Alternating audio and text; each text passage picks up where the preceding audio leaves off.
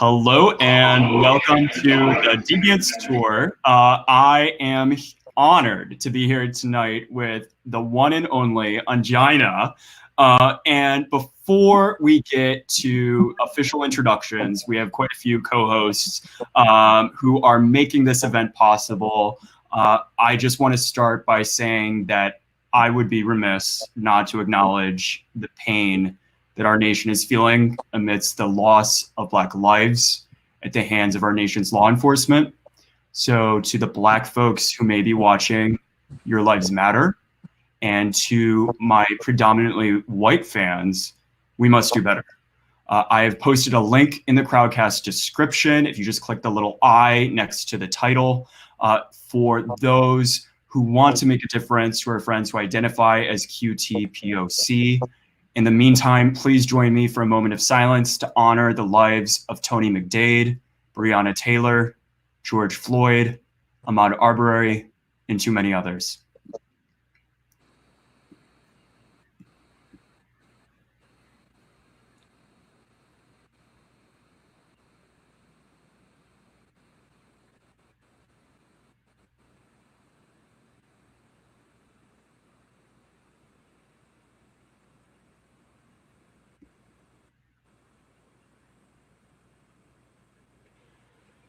Thank you. I am so privileged to be in the presence of you, Angina, but also some incredible co-sponsors of this event who made it possible. First is Seattle Out and Proud, and they passed along a message, even though they couldn't be here for the event itself. They said it is important to remember that Pride is about more than a celebration of our right to love who we choose. It's also a reminder of the constant fight to protect those rights. So that was from Crystal Marks, Executive Director of Seattle Pride. And now I'm so excited to pass the baton to our Sam Koss of Third Place Books, who can talk a little bit about the important role of independent bookshops and Third Place Books in Seattle. Well, thank you so much, Eric. As Eric mentioned, my name is Sam. I work with the events team at Third Place Books in Seattle. We have 3 local independent neighborhood bookstores. And if you are in the Seattle area, we hope that you will join us and say hi sometime when we're open again. Right now, of course, we are in a challenging time. We are selling books online, and you can purchase any book you like, but especially we encourage you to purchase The Deviant's War tonight. There is a link in the button just right down below on your screen. And if you purchase the book from us tonight and submit your receipt on Eric's website, he will find a book plate for the book. So we encourage you to do so. Your book purchase is what allows bookstores like Third Place Books to continue to keep working for our community, to keep supporting authors like Eric Cervini, and keep putting on events like this. There are a number of other virtual events that we are either hosting or co-hosting, and we encourage you also to check out our website, thirdplacebooks.com, where you can see our full list of events that are coming up and see what else we might have going on. And now more than ever, we are in this together. So we thank you for being here with us. And now, without further ado, I'd like to welcome you all to Third Place Books from our living room here, from our shared living rooms. We are absolutely thrilled tonight at the beginning of Pride Week, Pride Month, and Pride is a big deal here in Seattle, as so many of you know. We are so thrilled to kick it off with a visit from virtually Eric Cervini and Angina. Eric Cervini is an award-winning historian of LGBTQ+ culture and politics. He's a graduate of Harvard College and received his PhD from the University of Cambridge, where he was a Gates Scholar. He is the author of The Deviant's War. It's his first book, and it is the book we are celebrating tonight. And Eric is joined in conversation by someone who probably needs no introduction to many of you. We're going to give her one anyway, of course. Angina was one of the very first 9 contestants in the very first season of RuPaul's Drag Race, and she's returning this year as a contestant in RuPaul's Drag Race All-Stars Season 5 that premieres this coming Friday, June 5th. Tune in.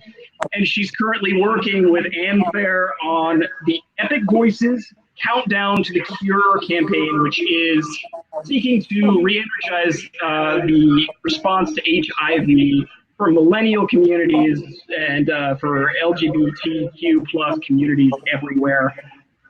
Please join us in welcoming and giving a virtual round of applause to Eric Cervini and Angina. Thank you so much. It sounds like a Madonna concert or something with a little bit of echo, but I think it's better. Echo helps. Oh, there we go. Now that I think having all headphones will make things a little bit better. I am going. Oops. Is there an echo on my end? I think we're okay. I think we're all set. So echoing what Sam said, thank you so much for joining. It is an honor. And not only did you make Drag Race history, but you're about to make it again on Friday, right? Yeah. I've just been like a roller coaster of emotions because it's such a big deal to come back 11 years later. Well, in this case, 12 years. But we filmed last year and it's airing this year. So that's a total of 12 since season 1 filmed in 2008 and aired in 2009. So a lot has changed, including my drag. And my face and my rice belly, but I'm all for it. I'm very excited to be there. Well, thank you again for sharing your story with us and, giving us a sneak peek for people who may not have seen the first season of All That Is Angina. And I really wanted to make this book tour a little bit unconventional in that since everyone is welcome, I want to make sure that we're having conversations that aren't just about me and my book, but also amplifying other voices. And I think yours is so unique, and especially your activism and art. So thank you again. And so if you don't mind, I'd love to take it backwards and start my question just asking about you and your journey. But I will note, if anyone in the audience has questions of themselves, you can just click the little ask a question button and type it out anytime you want, and we'll make sure to get to it in the second half of the conversation. But I just want to hear, one thing I wish there was more of in Drag Race was more of the backstory of kind of, how you got Sorry. involved. No, it's beautiful. It's like the biggest poncho ever. I'm trying to get like comfortable. It's incredible. Okay, here we go. I'm like sweating so much already to begin with that like I can't even imagine like any more layers, but that one looks like you're getting some like good ventilation. Yes, I am. So anyway, let's go back to the beginning. Tell me, about where you're from, your childhood, and how you discovered your identity.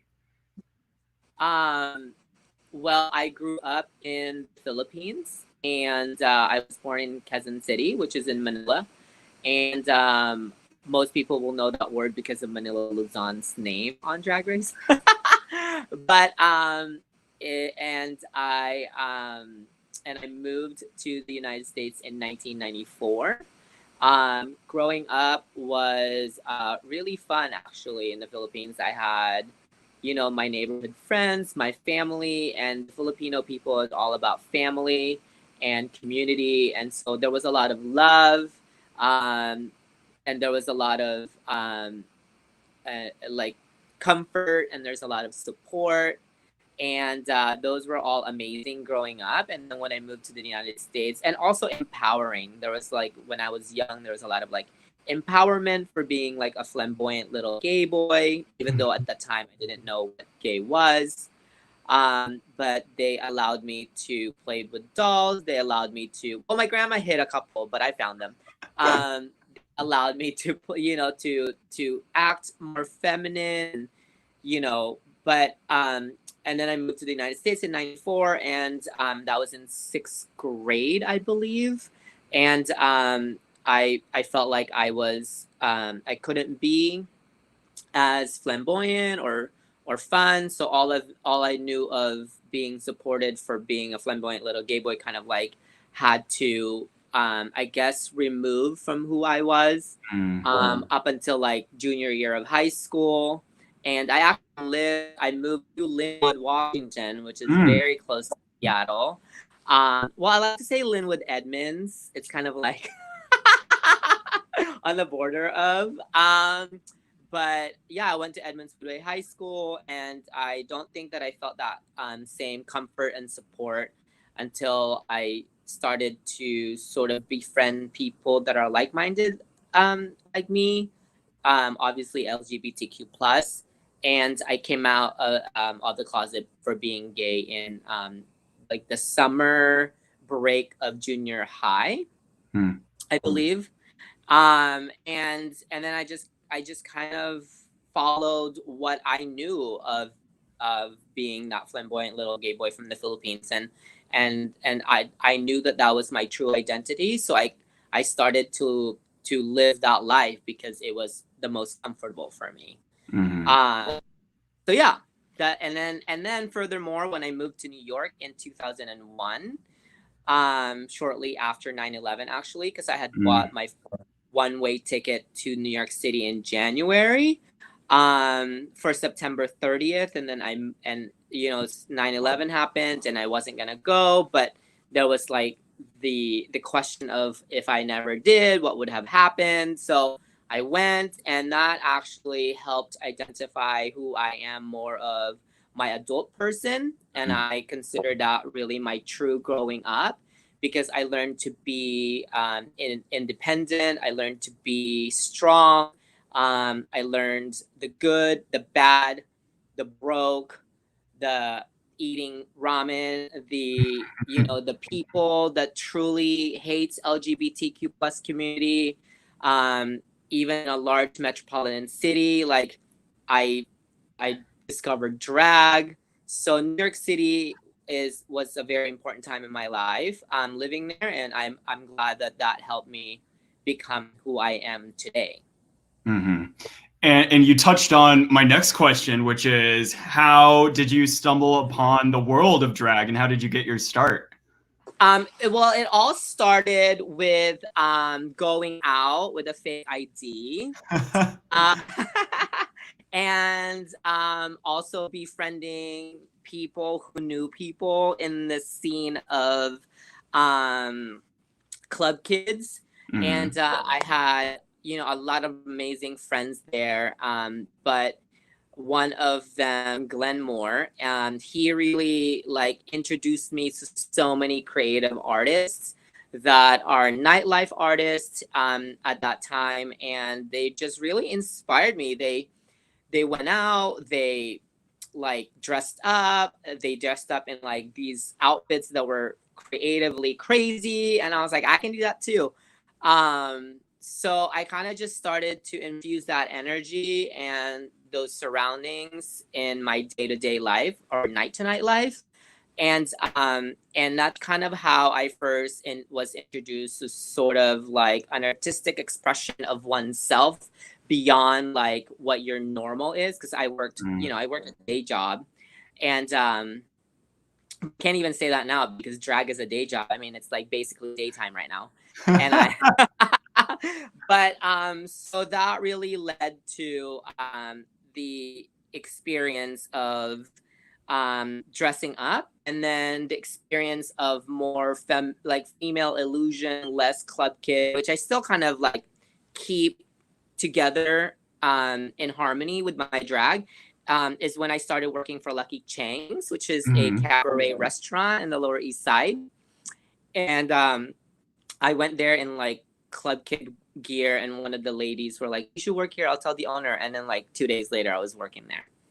So I never performed. Like I was a dinner server, and I was a karaoke host, which is when I would perform, but that's like at 3 a.m. when all like Lower East Side drunk like leftovers would come, and like harass me for the the stupidest karaoke songs, and I'll just have to pretend and smile and join in the festivity of drunkenness.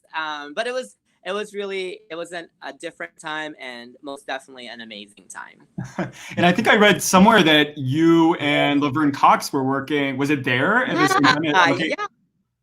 So we worked together. She was a performer slash lap dancer, and I was a server slash slut. It was a very different time in my life. But yeah, we worked there together. That's how I met her, and she's just an incredible human through and through. And that experience is something that I will always treasure.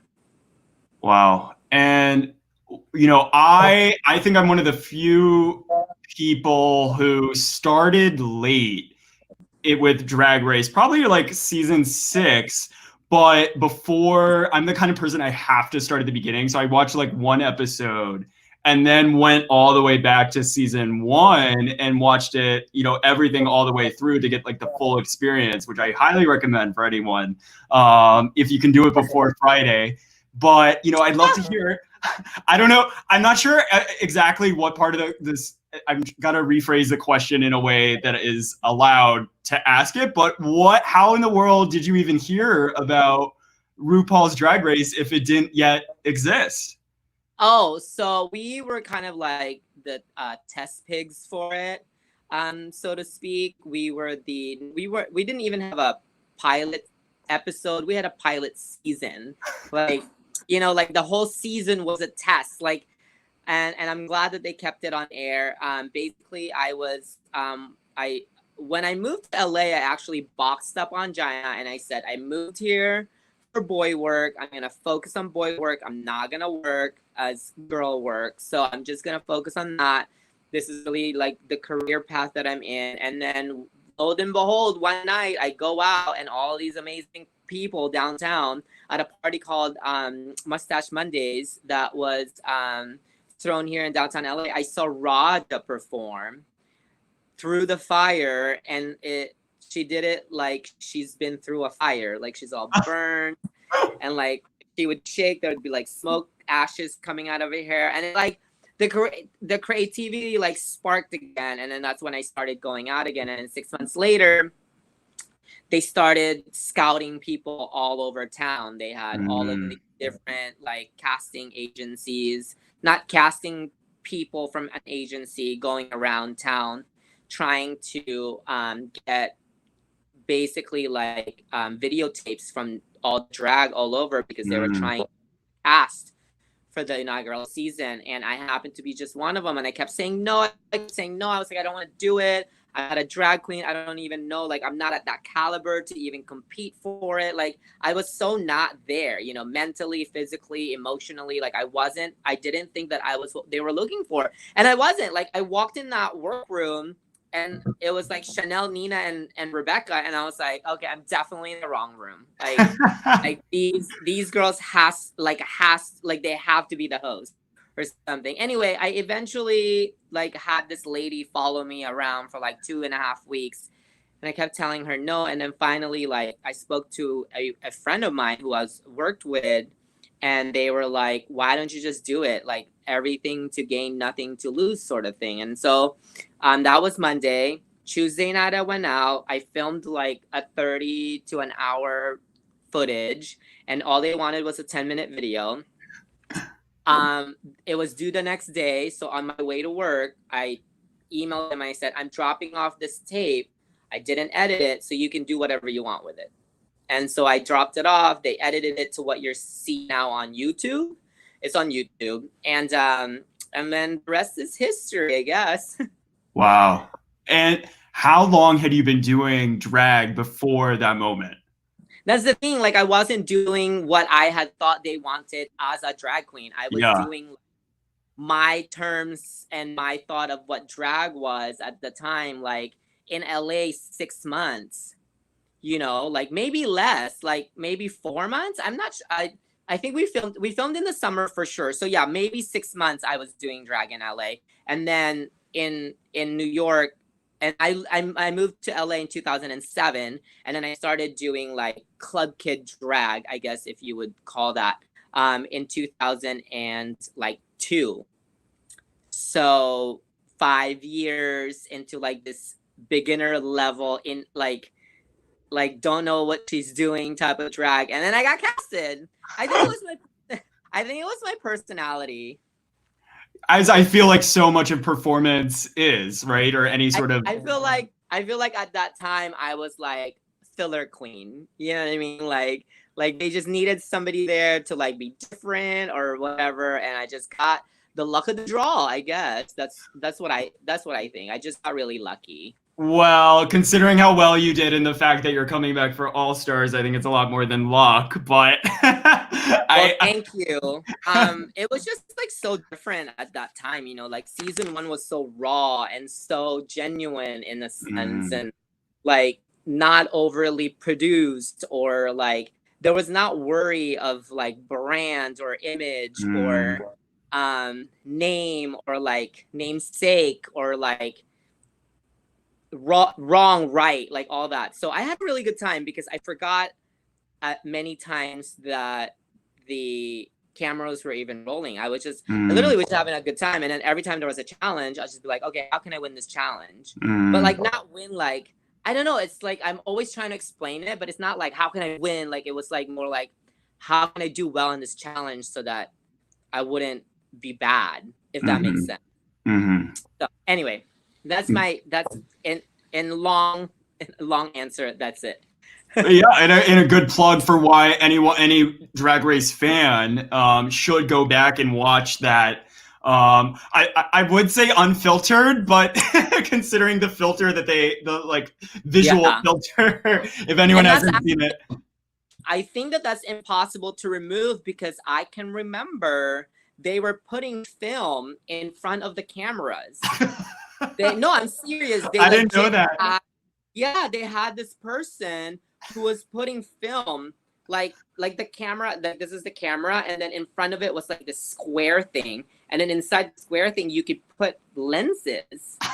And I didn't know at the time why they were changing films, and so I'm 99.9% sure that man was responsible for the Vaseline filter because he had this like the cellophanes, whatever, like the plastic cellophanes, and he would like walk around and change the film. And plus, that's probably why we were filming like 18 hours a day.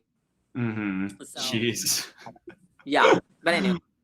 Oh man. Well, one of the most memorable moments for me, even before, I was truly immersed in the world of Drag Race now, and I was just getting caught up. The one thing I remember more than anything else from that season, and one of the most moving moments in all of RuPaul history, was when you were on that stage and revealed your status as HIV positive. And so I'm so curious about why, on a personal but also political level, you decided to do that. On a personal level, I did that because I won something that was close to home. And at the time, not very many people knew about my status. And on the show, only like 2 show producers like that I told to. The cast members knew. But the challenge win was to be a spokesperson for Mac Viva Glam, where 100% of the proceeds when people purchase these products goes to HIV and AIDS, and in helping people affected by it and hopefully find a cure. And because I was living the moment, and I'm actually HIV positive, the emotion of hearing I won something that I am experiencing and I'm part of, and something that definitely like resonated with me because I am positive. My emotions just took over, and I thanked them because I wanted them to fully understand why that win was so important to me. And at the time I didn't know the effect that it would have in the in the world, because I get messages from people that have been inspired by that coming out. And so I'm happy that I that my emotions took over me, and I was able to say that out loud. And personally, that lifted so much weight off of my shoulders to be able to say that. But then also there was like, now I have to tell my parents, because obviously it wouldn't be fair to say it on television and then have them watch it. And then on professional level, I didn't really actually know a lot about HIV at the time. Like, even though I was positive, I myself was still learning about the medications I was taking, the self-care I needed to put myself under and continue doing, the stigma that was associated. Well, I kind of experienced that when I first became positive, but I didn't really understand it in the magnitude where I do now.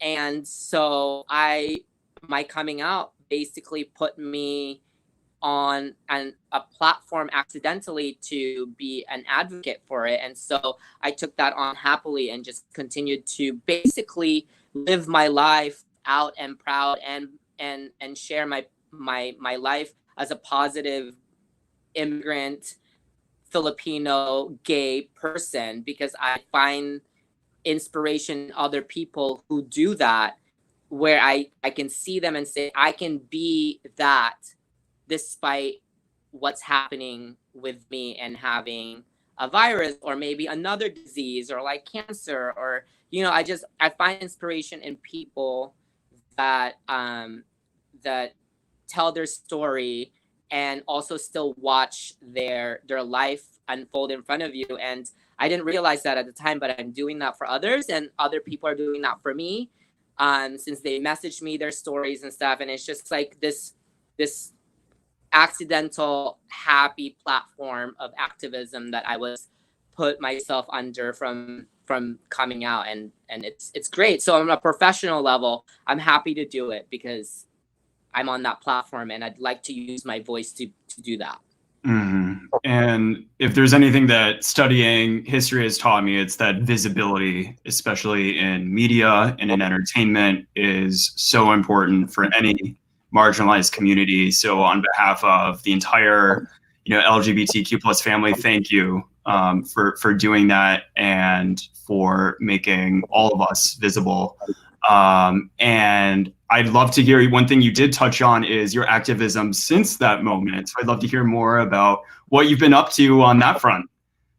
I have tried, and I have tried my best to make myself available to small organizations, large organizations, volunteer my time, perform, send anything that I could for auctions. And that's something that I'm going to continue doing, because what I can help out in a small way from just being a little bald drag queen, hopefully can help on a larger scale.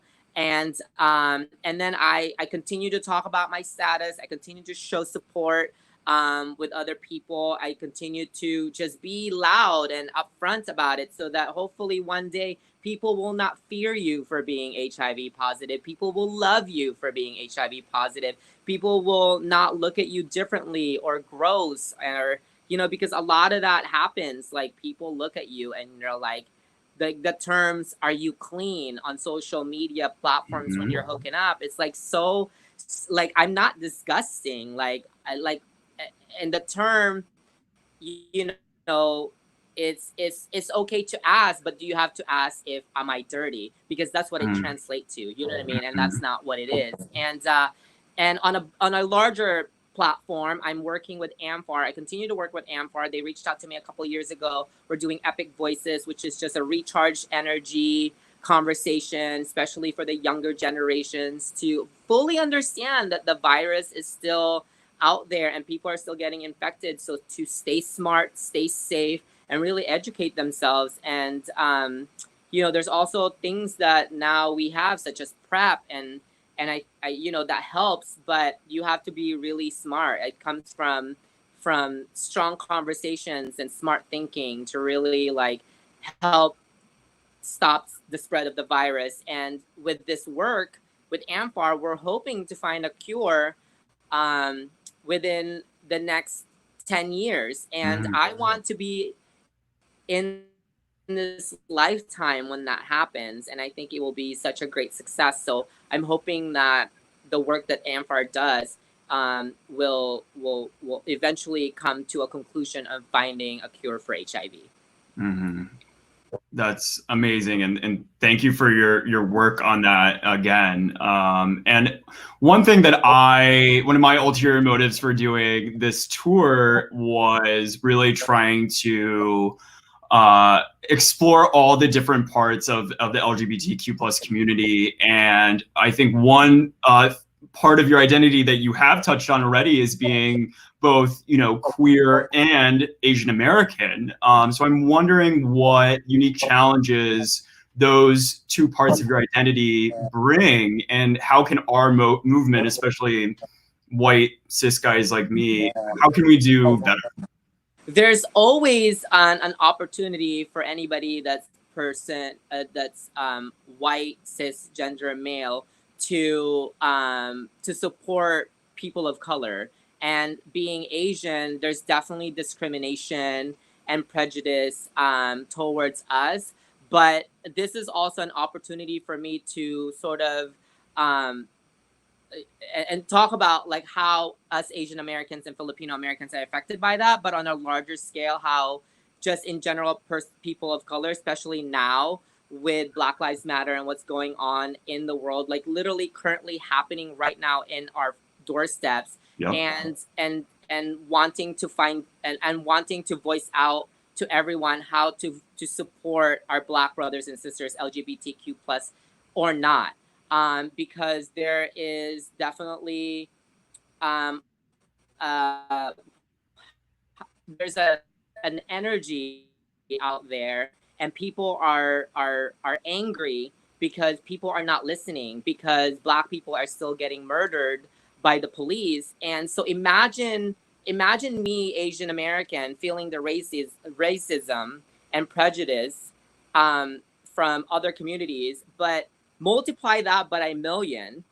And that's why I wanted to redirect that conversation there, because I can sit here and say that I'm prejudiced towards all day long, but that wouldn't be fair with what is happening out there in our doorsteps, where Black people are literally getting murdered, and it needs to stop. And these protests are happening because people are not listening, and they need to start listening. It's a simple message of justice, and it's a simple message of stop killing Black people. So I think that there's that question is great to ask for me as a person of color, but I can't even answer that without, acknowledging what really truly is happening with the discrimination and racism towards Black people. Mm-hmm. I completely agree. And I think if there's anything that being gay or being queer or being different has taught me is empathy, and just being able to feel and understand other people's pain, even though it's not my own. And I think that is what our community has to offer right now, is maybe we don't fully feel or understand that pain, but we know it's there, and we know we need to do something about it. And so I think your words are so spot on. So thank you. And kind of on, a similar lens, I think there's so many ways of intersecting, race, gender bending. And one thing that I've stumbled on in my own research is how people who transgressed gender norms, whether through drag or as part of their identity of who they are, they're so crucial to our history, especially trans people of color. We've talked about Marsha P. Johnson, Sylvia Rivera, and figures like that. But I'm curious, in the present day, why do you think drag is so important? Because we have this platform, and we have shows like Dragula, RuPaul's Drag Race, obviously, like Camp Wanakiki. And those people are drag artists, includes every gender in the spectrum of LGBTQI+.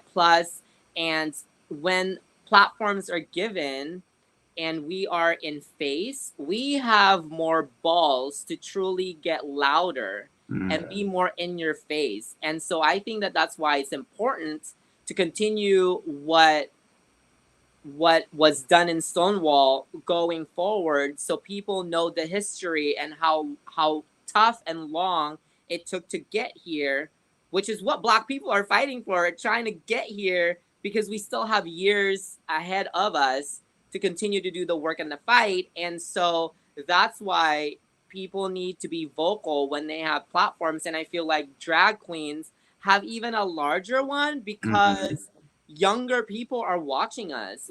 Younger people are watching us from these shows, and they're looking to us for direction, advice, like, support. And so if you stay silent, it's definitely dying.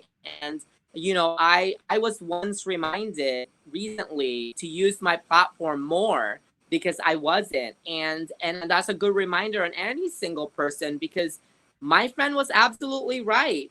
I needed to be more vocal. And another friend of mine who I love dearly, he told me that despite me not, I don't like, I try to stay away from negativity as a whole. It just ruins me. So like, trolls, fans, negativity, like all that. But he made a good point. He's like, share facts and share truth and share positive messages, and that will spark a conversation. And that's what we, and I feel like us drag queens, we continue to be that platform, because we truly have somewhat of a louder voice, especially being on television where millions of people watch you. So. And I think that platform is so important, but also platform that show how multiple identities can intersect and overlap, and how every single, whether you're, a trans person of color, or you're someone who just puts, who lives their authentic selves and is living in danger because of that, whether it's their skin color or their gender. We owe it to them as being in this privileged position of having a platform.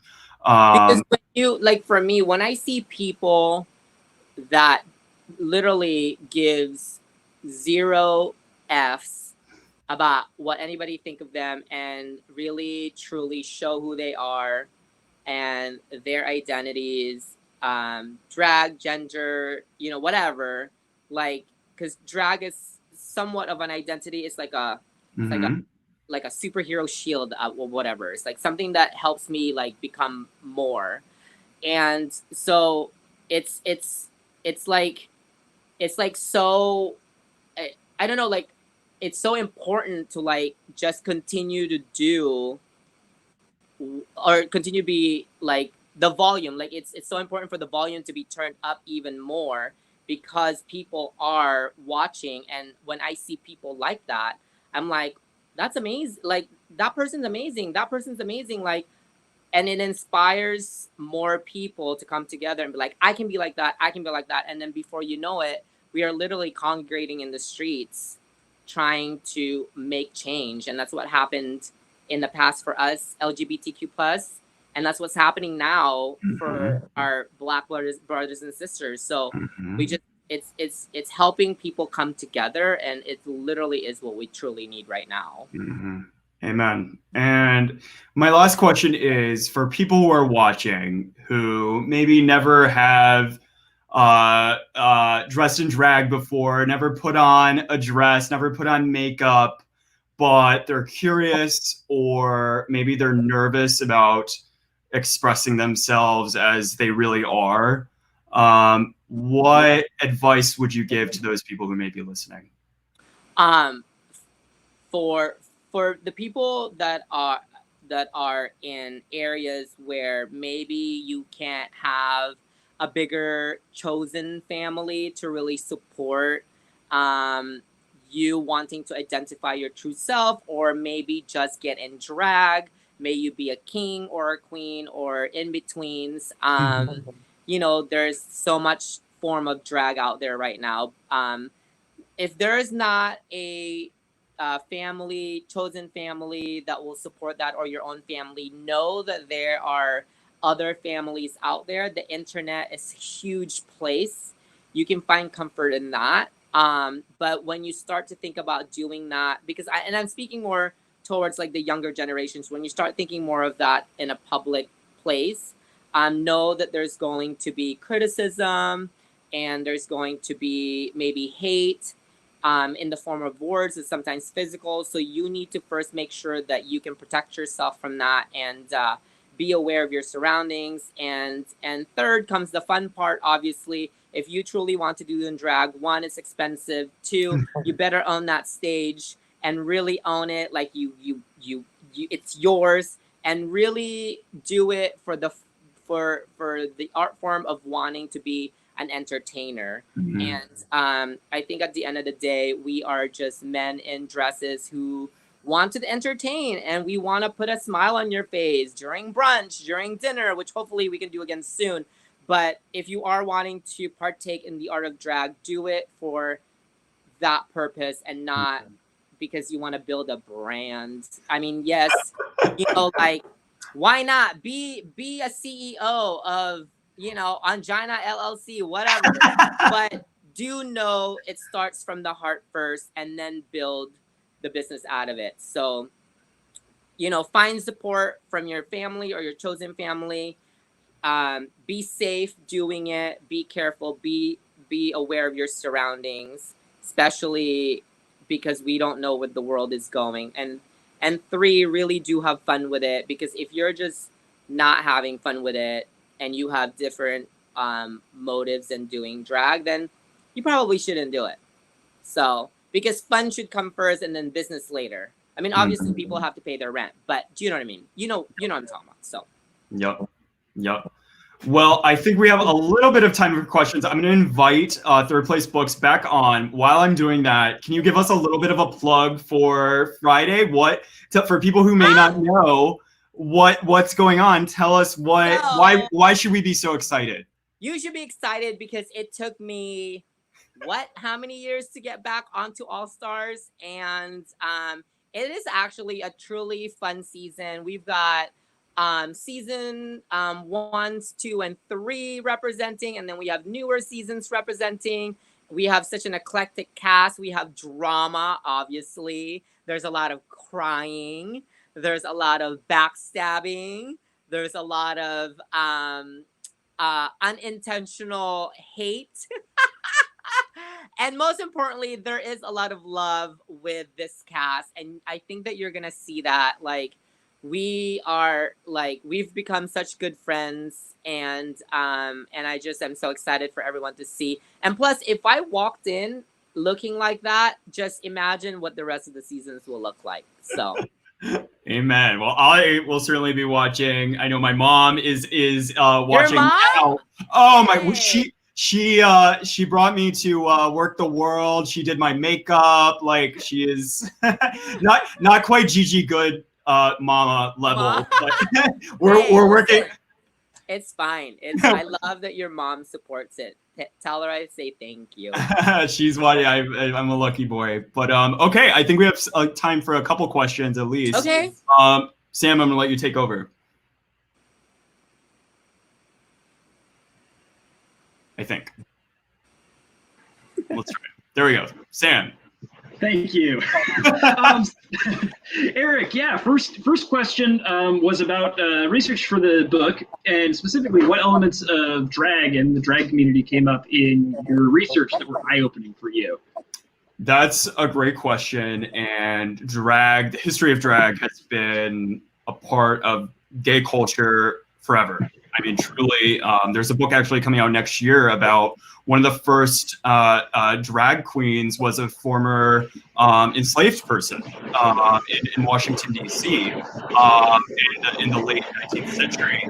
And that tradition continued all the way through the 20th century. And it's made especially important because, especially in the middle of the 20th century, which is where I focus on, the people who identified as drag queens, now we would probably call them trans, or they would call themselves trans. So it's a lot more complicated to be telling their stories, because someone like Sylvia Rivera, for example, she would claim that she, in her own words, is a drag queen, but now we would refer to her as maybe a trans woman.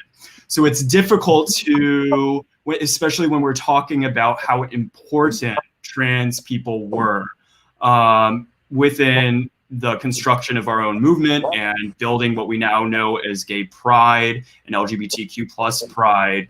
The overlap and intersection between drag queens, trans people of color, ball culture, especially in New York, in Chicago, San Francisco. There's so much overlap also with activism, and some of the largest organizations, activist organizations, their largest fundraisers were drag balls, especially on the West Coast. So you just cannot tell the story of gay rights without trans women of color and also without drag queens. So they go hand in hand, and we should be so grateful.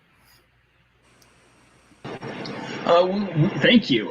We had a question come through for Angina about the challenges or pushback you've gotten doing global HIV advocacy work and outreach. Can you talk a little bit about what those challenges were, how you dealt with them? Say it again, I'm sorry.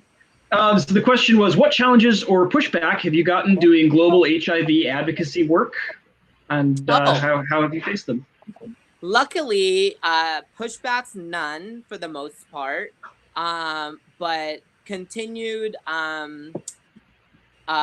idiocity comes through my DMs every now and again from people who don't fully understand what it is like to be HIV positive, and also trolls and fans who use it as a form of hate speech, where literally somebody could be telling me, I thought that you were dead from AIDS. And so that part I can deal with, which is great. But on a global part, when I'm doing this bigger work, I'm glad that people are accepting it more on a positive note, because, and I would really actually question why they would have pushbacks with the work that we're doing, because we're literally trying to find a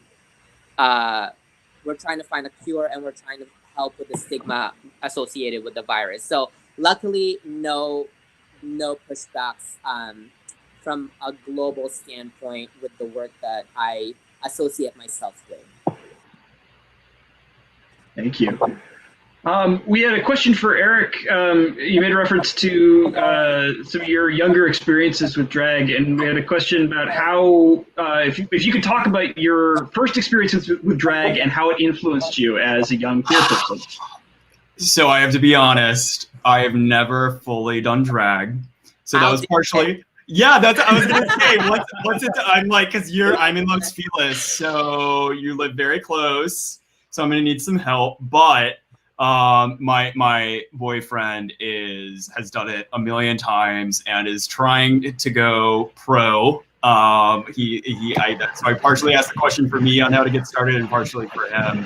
And originally I was gonna, my drag queen coming out, I was gonna have a debutante ball as of my coming out as a drag queen.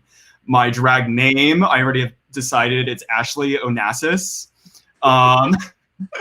And so, and I was gonna do it for my birthday, but that was in April. So of course, with the pandemic, that like completely went out the. So when it's over, I'm gonna hit you up, and you can help me.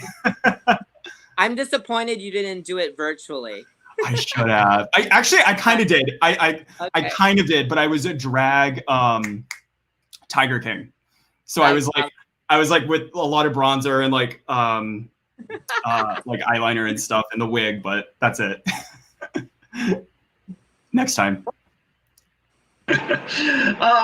Eric, what do you wish was more well known about the history of gender and sexuality, and how that's been shaped by the queer rights movement? It's a good question. I think right now the one thing I've been trying to hit home, I'm going to try to say it every single event that we have, which is we borrowed not just Stonewall, but all of queer pride from the Black freedom movement. Every single part of whether it's gay is good, that came from Black is beautiful. We borrowed that from the Black freedom movement. But also we have gay rights because of trans women of color like Sylvia Rivera and Marsha P. Johnson, not just at Stonewall, but throughout the 60s and 70s and beyond. So yes, my book is telling the story of America and LGBTQ plus liberation in the 60s through the lens of a gay white guy, but it also includes the stories of the people who influenced him. And if there's anything that the book teaches us, it's that we have borrowed all of our successes from Black activists like Bayard Rustin, Marsha P. Johnson, and now it's time for us to step up. Question came through. There have been a lot of challenges that the LGBTQ plus community has faced, certainly in the last 4 years. Do you think that the damage that the current administration has done to the community can be repaired, and how? I'm going to punt that to you, Angina. We are a very resilient people. We have faced many challenges over time, and yes, we have faced even more challenges in this new political generation with an idiot president. But I believe that we as people can come together and hopefully show up for November 3rd and vote this person out, so we can get somebody in office that will support every human being on this planet, including what the damages that have been done to the LGBTQ plus community. And I truly believe, because of the fight and the successes of these fights that we've had as LGBTQ plus people have had successes, I believe that we can repair the damages done in the last 4 years in the next 4 years. Honestly, because I'm getting on that rocket ship and I'm going to SpaceX. I don't know where SpaceX is, but I'm going. Anything's better than this. No, I'm staying and I'm fighting. But I will, if I had money, I'd put a food view out there if you really needed the getaway. So, but we are resilient people, and yes, we will repair the damage done by that person. Yeah. He's like Voldemort. I don't say his name. Don't say his name. No. By the way, you have first copies of Harry Potter. I'll buy it. You should give us a shout. Sometimes they come in. I'm saying. Like, really? What? Once in a while. Not right now. We can't buy used books right now. But no. But when I'm in Seattle again and things are open, I'll come visit. Come visit. Yes, absolutely. Please do. We had a good question about when you're talking to family and bringing home to folks, conversations about gender and community justice. How do you transcend some of the barriers that can be there, especially if there's a language or a cultural barrier? I'm sorry. How do you what? How do you kind of bring home to your family discussions of gender or community justice, especially if there's a language or a cultural barrier? That is actually a great question, because I had that same experience coming out as HIV positive with the people with my family still in the Philippines that may not understand fully in English what I had been trying to explain all this time through my journey from season 1 coming out. And I believe it's really patience and understanding how they understand the information. And one of the things that I had to do is really open up and answer the questions patiently so that I can get the information across, because not my entire family's, like my family in the Philippines don't speak, not all of them speak English. So, and also knowing how to translate that information with facts and poignant messages. Like, it has to be straight to the point, so there's no confusion. And that's also what I've learned with some of the people that have reached out to me with somewhat of a similar situation in within themselves. You know, sometimes it can be a coming out story where people ask me, how do I come out to my family and how do they understand? And if it's not a language barrier, maybe it's a cultural thing. Like, you're an immigrant from the Philippines, I'm Indian from India. My parents will never understand me being gay, but how do I do that? So it's really a matter of how you are able to give the information so patiently so they understand, because truly at the end of the day, they will understand. And I know sometimes not everyone is ever so lucky with the support, but that's when I start to give that's when I start to tell people that if they don't have it, you have mine, and you can reach out to other people that will have support for you as well.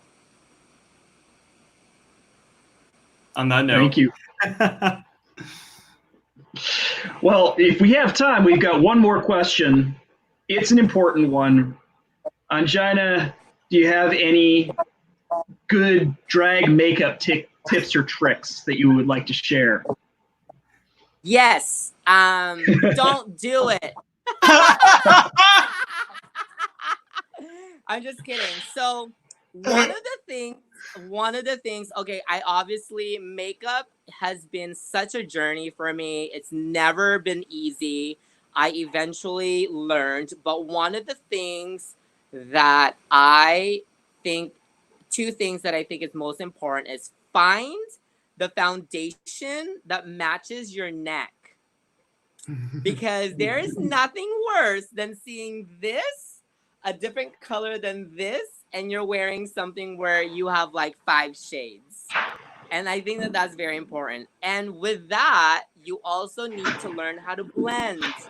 Not everything needs to be so aggressively severe, and maybe it's intentional and sometimes it isn't. So once you start learning how to blend, I feel like you're 2 steps ahead. So